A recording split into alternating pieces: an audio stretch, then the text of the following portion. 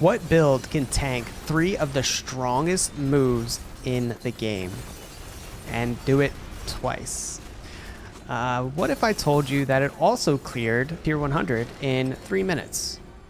And if that's not good enough, check out the damage on the boss itself. And if a tier 100 boss isn't good enough, this is the same build's damage on Lilith. That's right. This is my Season 2 starter and the best rogue build in the game. While the tier 100 Nightmare Dungeon footage plays, I'm going to go over the skills that we use in the build and why we use them. So this Nightmare Dungeon only took 3 minutes, so let's be quick with it. Puncture, if you don't already know by now, Puncture is great for application of Vulnerable. This is also our generator skill for our combo points. Twisting Blades is our main source of damage. We're going to improve Twisting Blades for days. This is to help CC enemies and also help build up the stagger for Lilith and PvP. Siphoning Strike and Sturdy are for extra defense.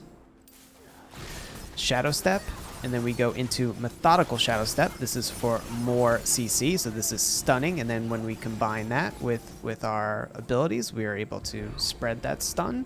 It also helps for staggering bosses. Concussive for extra crit chance when we knock down. Trick Attack to consistently knock enemies down. 1 point into dash for mobility. Here we are using Dark Shroud, and we go Enhanced Dark Shroud, countering Dark Shroud. Even though this isn't on our skill bar, Umbrous Aspect gives us access to the Dark Shroud abilities. Here we have Poison Trap, and into countering Poison Trap for extra chances to refresh our Poison Imbuement. And here it is, Poison Imbuement, our main source of damage. We go up to Blended Poison Imbuement. Here we take Debilitating Toxins, 3 points for extra defense, and Precision for more damage.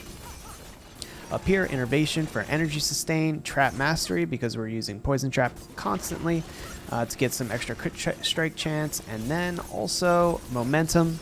This is for a number of reasons, damage reduction, and combines with our Stolen Vigor aspect that we're using on every variation of the build, pretty much. All right, let's go over the gear. We have Umbrous on our helm, Stolen Vigor on our chest, Shared Misery on the gloves, Might aspect on our pants, Penitent Greaves, and Accelerating aspect on our crossbow. The only other recommendation I could make is to switch Stolen Vigor with Disobedience, which is on our amulet. And here's the amulet. The amulet is Disobedience, and we are using the Barber Wrathful Heart. Here, our next ring is Bursting Venoms, and we are using the Cluster Munitions Heart. And then last but not least, Pestilent Points, very important. Pestilent Points, we are using the Revenge Heart for 20% damage reduction. Our dagger is a Shira's, and we have Blade Dancers on our other dagger. Really quickly, I'm going to go through the entire stat sheet here so you can see what all of our mods are.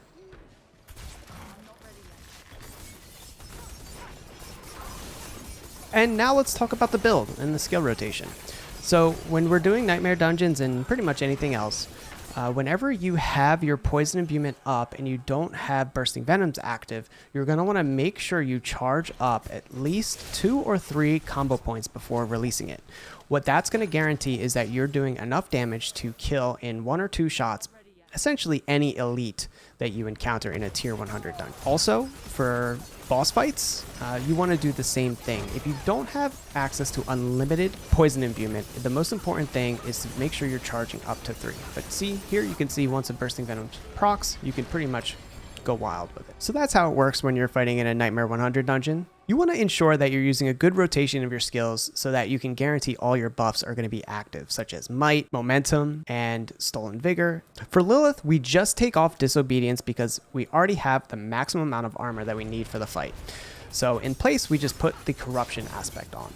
Also, if you have a Creeping Death Heart, it doesn't hurt for bosses. You can always put a Creeping Death Heart on instead of Barber when you're doing a boss fight, or if you just want to go with a little bit longer of a Barber Heart, then it can benefit you as well. Now, the extra critical damage from Barber doesn't really help your poison damage at all. So it's really it really isn't helping all that much on the boss fights, so creeping death would be best. Now, you are so strong and tanky in this fight. You will see a number of times we're actually able to just completely tank all of Lilith's waves. We're able to go out of the ring if we need to at any point in time, because it is just that strong, and it is basically impossible to die unless you're getting hit with 3 one-shot mechanics all at the same time, basically, right? When you're dealing damage, you want to pay careful attention. Now, this isn't the Lilith build that I posted the other time. You're gonna have to play and make sure you are utilizing the most damage that you can possibly do. If you want to just one-shot Lilith and ignore all the mechanics, go watch the other build. We do 130 million DPS on the pure Lilith build, but this is a build that can do everything in the game. It's not going to be the best Lilith killer, but it's really good, and it's actually really safe, and I think for some people, this playstyle may actually be preferable than the other one where you're going to get one shot if you get hit.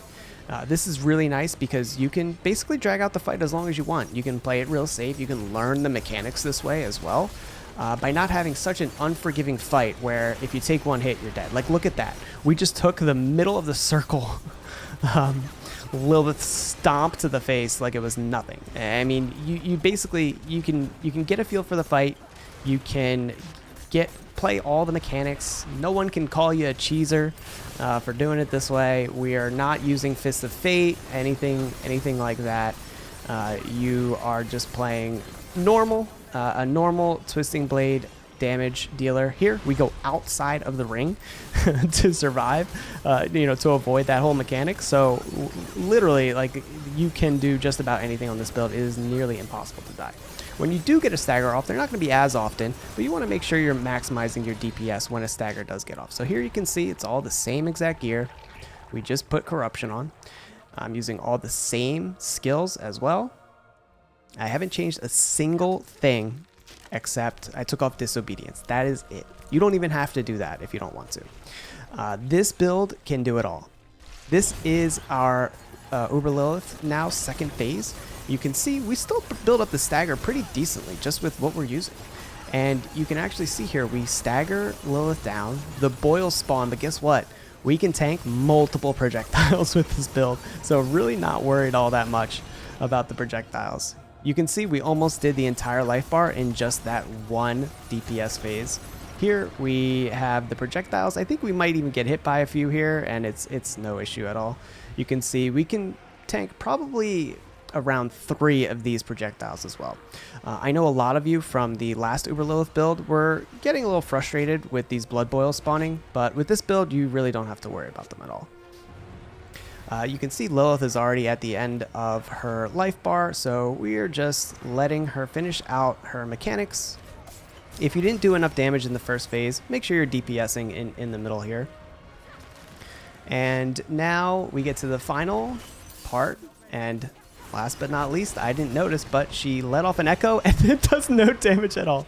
We could survive another 3 of those Echo of Lilith screams and the little Wolverine attack. Here you can see nothing changed at all. The build is extremely comfy for Uber Lilith. You can tank multiple hits. If you have Fist of Fate, put them on.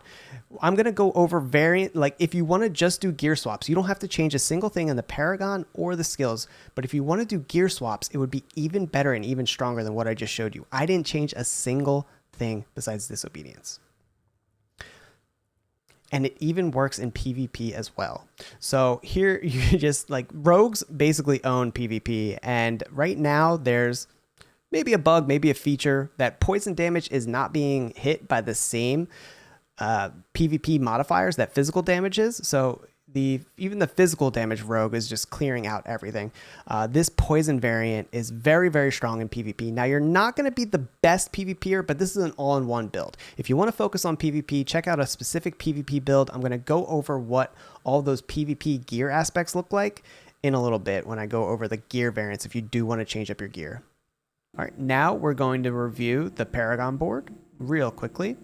In our starter board, we're going to come and make sure we grab all of this maximum life. So we prioritized in this Paragon board huge multipliers for poison damage, life, and armor. So you'll notice that even before buffs, we have 9100 armor, which is the maximum amount of armor that you need for Lilith and PvP. And then combined with disobedience, we have enough basically defense to hit the maximum or nearly the maximum for tier 100 nightmare dungeons as well. So life is the key. Max life is the key. We get to around, you'll probably get to 20k life on this build. I only had around 1900 because I didn't have max life on one of my rings, but this build most likely will run 20k life.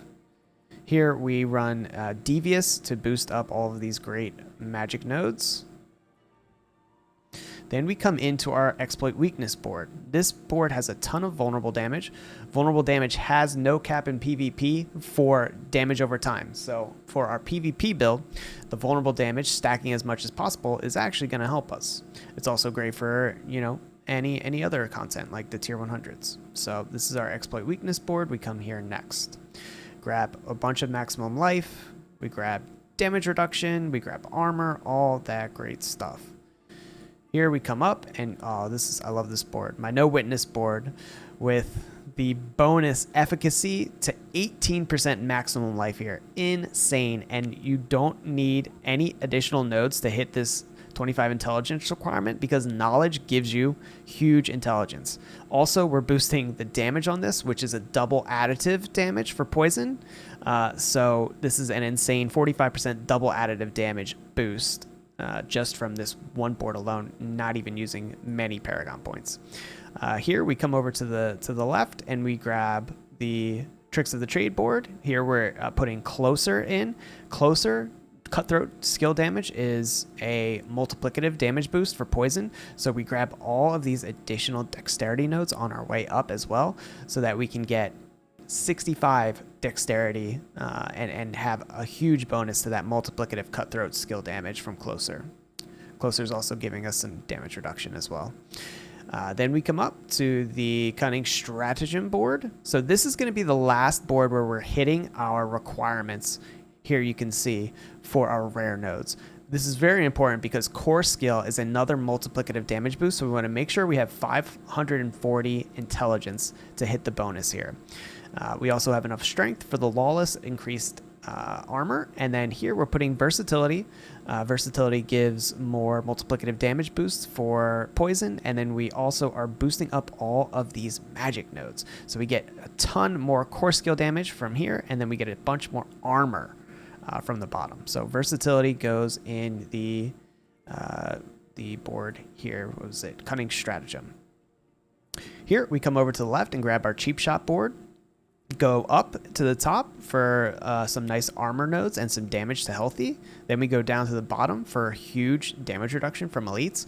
We actually have enough dexterity on the build to also hit this rare node. We don't get the intelligence, but we do get the additional 6.5% damage reduction from elites. So really great just to grab real quick down there on the way to Cheap Shot. Cheap Shot's great for clearing nightmare dungeons. It's not the best for Lilith, but it's still a multiplicative damage boost by 5% when she's stunned. So here we come up and we grab Turf, more damage reduction, and huge additive damage. We're just grabbing some strength nodes up here to make sure we get that damage reduction bonus. And then last but not least, we come and grab Exploit on our final board here, which is Deadly Ambush. And Exploit just so we can get additional vulnerable damage for that multiplicative damage boost and a helpful application of vulnerable with Exploit. All right, here we'll just do a brief recap of the all-in-one build. Really, you don't need to change anything up from this to be able to do all three of those endgame fights and all those new Uber bosses that are coming. With relative ease. So the only thing that I mentioned was that you could always swap Stolen Vigor for Disobedience if you're doing a little bit more PvP. But this is if you just want to do all the content very easily. This is your gear that you're going to want to use. Now, if you want to get a little more into it and go with gear swaps, now you don't have to change a single skill or Paragon if you don't want to. Everyone asks for one build that can do it all. If you want to just change gear, and I do this a little bit myself, this is the build that I'm going to run, and I have gear swaps in my stash if I want to be a little bit more min-max. So here is a Lilith swap that you can do. Now you can see that a lot of the aspects are the same, but here we add in Noxious Ice. We put in Manglers as well. We add back in Corruption. Great aspect for the build. We change out one of the cluster jewels for Clip Shot if you want it, if you just want some additional stagger, and then Creeping Death we change from Barber if you so choose. The Barber's not all that helpful unless you have a really long one. And now if you want to min-max your PvP swap, and if you really want to compete at the higher levels, you are definitely going to want to focus on your PvP swap aspects. A lot of these are going to be different than what you're using for general farming, and this is just because these are the best PvP aspects and hearts that you can get. So here you can see Escape Artists, Exploiters, Eluding, Protecting, Ravagers. Those are all going to be different. Accelerating, we can keep the same. Stolen Vigor on your Amulet, which I had recommended earlier. If you do Stolen Vigor on your Amulet, it can serve two purposes. Assimilation on your ring. This is for a lot of dodge, which is very important. And then also the Corruption aspect. So Corruption, we're going to add back in for PvP just so we can increase our damage.